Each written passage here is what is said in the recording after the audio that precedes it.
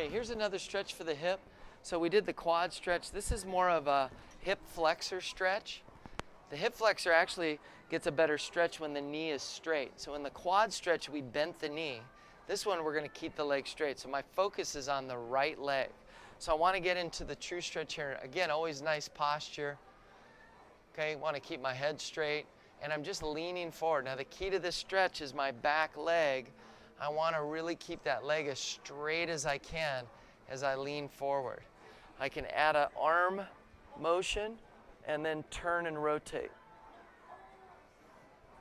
So arm motion, turn and rotate. Now to go a little more advanced, I can move over and I can actually hold on here, and then I can push on the true stretch and turn and open.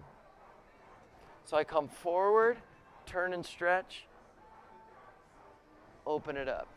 Now I can go into that frontal plane, side to side. I can angle it a little bit as I need to really open the hip. Great stretch for the hip and hip flexor.